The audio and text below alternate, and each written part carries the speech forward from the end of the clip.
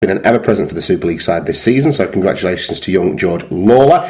Bradford Bulls have finalised a deal to keep Rhys Lovegrove at the club on a permanent basis. Lovegrove had been on a 1-month loan with the Bulls. I think he was actually on trial, I'm not sure. But had now done enough to earn a 2-year contract with the club. Congratulations. It was on trial. I don't know where I've copied and pasted that from. That's all right, no worries. I don't blame you. Halifax RLFC have terminated the contract of second row Ross Devorty by mutual consent. Devorty, who made 101 appearances for Fax in a spell of over 4 years at the club, has chosen to focus on a full-time teaching career that has forced him to put his rugby league career on hold. So good luck to Ross Devorty. He's one of the Halifax players I quite enjoyed watching. I think back to the game we went to watch and play against Lee a couple of years ago, and sort of a no-nonsense. It wasn't, exactly. In second rower. Exactly. George Stokes has resigned from his role as an RFL match official. Yeah, this isn't confirmed, but it was on his Twitter account, wasn't it? He tweeted something, didn't he, to say that he was quitting? I think there was a lot of other stuff on Twitter. I didn't see his own account. There's been no formal press release to announce it, should I say that? Yeah. But he had a couple of shabby weeks, hadn't he, as well? And we've heard from sources who know him on a personal level that this is the case. Yes. He had one shabby performance. The week before, he'd given away 31. He'd called 31. But I didn't see any of the games. So I don't know if that was players being, breaking the rules or him making bad decisions. But certainly, obviously, his final Super League game will go down in memory. Living infamy.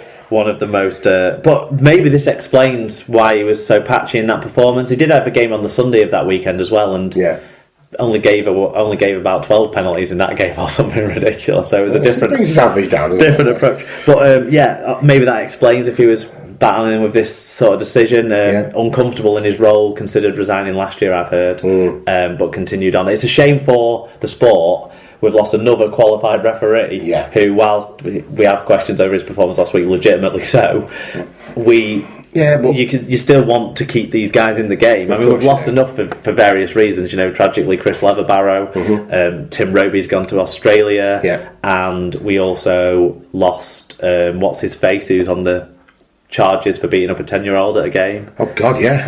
Matt Thomason. Yeah. So that's 3. We're running out of officials, aren't we? For different reasons. Thierry Alibert is going to be dusted off his boots before. Unfortunately, not. Hopefully before not. Too long. It always makes me not sad, but I mean, I don't like seeing young referees leaving the sport for any reason, really, because I think you've got to give these guys a chance. You think back 3 or 4 years, and Ben Faylor was everyone's favourite hobby horse, and now he's one of the better, probably our best referee. I think so. You've got. It's just, I think the George Stokes thing isn't actually related to do with any fan criticism or anything like that. Right. He has a full-time job. I don't think he was willing to give up. I think he possibly has had recent promotion at his full-time job. Right. I think he works for a tech company or an IT company or something like that. Okay. So I think that might have played a part in it too. Fair enough. It's unfortunate. Then good luck to him in his future endeavours. Okay. And I hope he comes back to the sport when he has the opportunity to. Yeah, absolutely. Okay, Super League fans of all clubs have been offered free travel away for Thursday night TV games.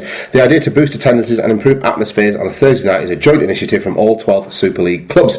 It's the start of a process to make sure that we reward loyal fans of clubs, Super League General Manager Blake Solly said. It was one of the more productive meetings we've had in the last few years. Super League and the clubs are keen to listen to the fans better than we ever have before. There are lots of other discussions and plans that fans will see happening over the next few months about trying to engage better with them and to make the matchday experience better. I like this. I like this as an endeavour because it does very little harm to Sky's viewing figures. Yeah. And encourages people to make that a little bit of an effort on a Thursday night. What I like about it as well is it's all 12 clubs working together. I think we need to see more of the richer clubs working with the poorer clubs to make our sport better. Definitely. And finally, this is a cool one. Featherstone Lions and Castleford. You predicted this last week as well, didn't you? I saw that, you little scamp, when I saw the draw come out. Featherstone Lions and Castleford Lot Lane guarantee amateur representation in the Challenge Cup 5th round, where they could face a Super League club. Fellow amateurs and National Conference League side Pilkington Rex host Championship side Halifax, and Cumbrian outfit Kells are away to Oldham. Fax's nearby neighbours Siddle go to League One Rochdale Hornets, with the ties being played on the 19th and 20th of March. Yeah, it was the draw that Castlock Lane coach said he wanted, wasn't it? Yeah, and I believe they're playing it at Featherstone Rovers as well. Oh, are they? Rather than so that it can get a big crowd. Get a bigger crowd in there as well. We had an email from Brian Davies about this. We had a few people getting after the Fulbright this week. Dr. Bob and Brian Davies, very good, being the most notable and successful of that. Congrats, gents. He said, interesting discussion on the Challenge Cup results on last week's pod. The quality of some expansion clubs is lower than the quality of the National Conference League. Loch Lane play against better opposition than Oxford week in, week out in the NCL. The Cup results should act to help the expansion clubs see what they need to aspire to. With the best will in the world, Loch Lane can never be any more than a community club, and will never reach out beyond their subset of people who are already within the area that the Cass Tigers reach out to. Loch Lane are already a part of the player pathway for Cass lads to get into rugby. Mm-hmm. They can't ever be any more than they are, except being the best at their level. Oxford, though, could add to the game by bringing in new fans, new players, new money, new media attention. They do not take from the game, as the money that goes into Oxford would not be there if there was no Oxford. The people who invest in, volunteer for and support Oxford wouldn't switch to Loch Lane or Kells if there was no Oxford. They would most likely take their time and money to another local interest and will be lost to the game.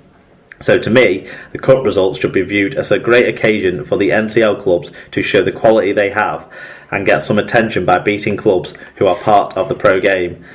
And for the expansion clubs, it is a reality check for their players about the standards required if they are to move up the leagues in due course. Yeah, so lovely email and very well put. I did put it to Bri that the winner of this game will be playing against Wakefield. That'll be a cracking tie, won't it? From the Super League club they could get, obviously, because Cass are up. Featherstone from a league, from a championship possibility as well, being in the 5 towns. But that's it. Wakey would be the big draw, wouldn't it? Wakey at home. Cass Loch Lane against Wakey, or even Fev Lions, but either or. That is quite something. Okay, so that is the news from around the world of Rugby League. Let's take a look back now at round 4 of Super League.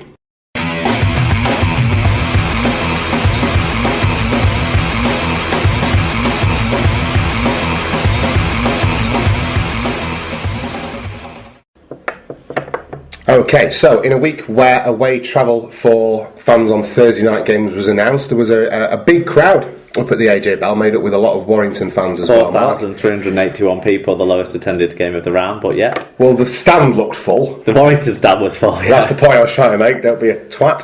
And what they got to see, those lucky few, was a big comeback from Warrington to eventually win the game 31 points to 30, with Chrissy Sandow, the greatest halfback in the world, kicking a drop goal after the hooter.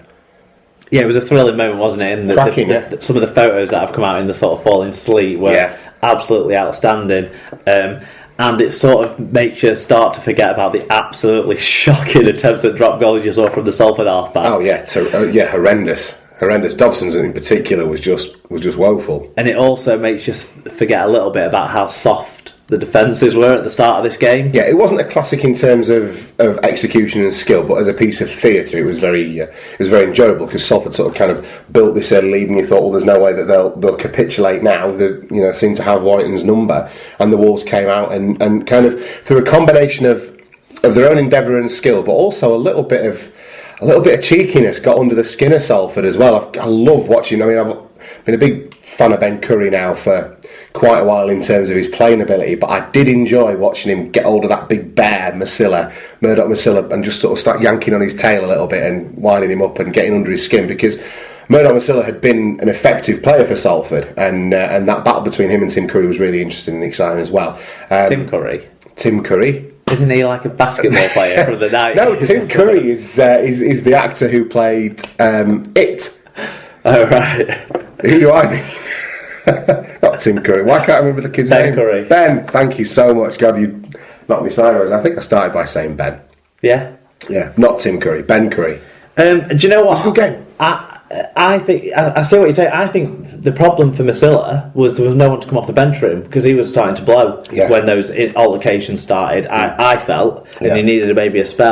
But I disagree with you on the Ben Curry behaviour. Right. I don't like the confrontation leading up to the sin binning before that. Fair enough. But what's the fucking point of the little ruffle of the head? It doesn't add anything to our game. It makes them look like petulant little schoolgirls or boys, and it's really pathetic. And I don't think it didn't add to my enjoyment of the game that he did that, because no fight actually broke out as a result of that. A fight separately broke out because Justin Carney has got a fucking screw loose. It's a bit, yeah, that's true. Because that was completely irrelevant. He does.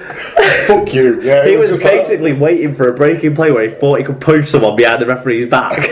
Because a fucking nut job. Just shoved Ashton Sims right in the face. Yeah. I'll see. Look, I mean, no. So I like that Ben Curry was simbing to that, because they'd been told off already. But the damage had been done. If he'd just done it from like one knock on or something, I hate it. It winds me up, and I always think, when I see it, I think, fucking give a penalty against that dickhead. But at that stage, he'd been told not long before, cut this shit out. Yeah. And the next time he got an opportunity, he behaved like a little prat and got what he deserved for it. But you don't hear what they're saying to each other on the pitch and the sledging that goes on and stuff. And rise above it. Look, for the sake of 10 minutes in the bin, to get under their skins like that and then have the rest of your team all over them. I don't have a problem with it. I don't think that had anything to do with the under the skin part of it that turned it around. It was Carney getting himself sin-binned, completely irrelevant to what Ben Curry was up to. It was entirely separate. Oh yeah. They were pointless. They were 10 feet apart, weren't they? Unnecessary. But him doing that got his team, who were already starting to tire because of a lack of forwards on the interchange, because of this persistence of bringing Evans off the bench, which actually, when you look at O'Brien's performances, kind of you understand. You can start to see it now, can't you? But they lost. But they lose size in the middle as a result. Yeah. But don't forget down an extra man. But Warrington were down a man as well, because they'd lost Gary Wheeler very early in the piece as well, so that had affected their interchanges as well. It had affected their interchanges, and poor Gary Wheeler. I sent a tweet out saying basically this guy isn't built for rugby league. This guy's middle name's Lucky, isn't it? Jesus, it's unbelievable. He's not physically capable of being a professional sports person. He has to take that decision up on his shoulders at this point. Just keep trying. I think everybody likes Gary Wheeler. He must just be a lovely lad to have around the club. Well, you feel bad for him because he has got skills. He has got a great step. He has got great hands. But it's unfortunate. But they were down an interchange. Fair enough. But they have players who can do the hard, long minutes and still perform. Chris Hill, Ashton Sims can do that. Salford don't have those players this year. Yeah, and let's talk about Chris Hill, because he had a phenomenal game as well. Just continues for me to be the best prop forward in our comp. Yeah, after the first 5 minutes where the defence was shocking from both sides, I think, I'd agree. He was culpable for the first try, I think, the Sal one. Yeah. And then Chrissy Sandow, obviously kicking that drop goal. He's been a figure of fun, and he came over with a big reputation of kind of having one good year, one bad year. To be honest, he started this season on very, very good form, and to kick that drop goal, that's clutch. That's he was doing it in the NRL. He did that in the NRL, so I don't take the idea that he's doing it in a lesser tournament, in a lesser comp. No, he did it in the NRL one every 3 years, and this is his year, and it could be Warrington's year as a result. He's when he wants to play, he's a fantastic player. And they pulled out a victory in a game where they probably should have been put away. Yeah. It should have been put away by Salford. There's no two ways about it. Yeah, did Salford, they scored one penalty goal after half time? Yeah, that was it. And then nothing else. So, as much as you can say Warrington came back and played really well, there is an element of Salford not putting this to bed. As well. Partly through the lack of physicality that they could bring off the interchange bench, partly through the lack of quality in... I mean, the Wallen brothers, don't get me wrong, I'm a big fan, particularly of Jordan Wallen. Adam Wall's played well this season, but they are not Mitchell Dodds. No, true. That's true. And that's the difference. The interchange benches were very strong. So the other thing I wanted to pick on though, is the penalty goal that Sandow missed, understandably so. And why hasn't the Salford pitch been slagged off like the Wigan pitch was? Because it looked just as bad as the Wigan pitch did on opening night. But anyway, do you think? Yeah, I do. Yeah. Anyway, that's a big shout. It's out there now. It's out there now, Tom. I don't think it did. I don't think it did. Well, it was a shit, windy, horrible night. I'll give you that, and the pitch didn't hold up brilliantly. But I don't think it was. Watching it, I don't think it was as noticeable, to be fair. Okay. Anyway, excusable missing the penalty, and to some extent excusable those shoddy drop goal attempts from Salford. But I would say the penalty goal, it skimmed off the floor, Niall Evans could have stopped it. No two ways about it. Niall Evans could have got behind it. If he didn't feel confident to catch it, he could have got his body behind it and let it hit the floor in front of him, or he could have got his leg to it or something. That would have meant no dropout from the 20. That would have meant Salford possession to see out the last minute. True. And it's almost like Evans didn't understand that he could have played for it, but why else would he have been back? So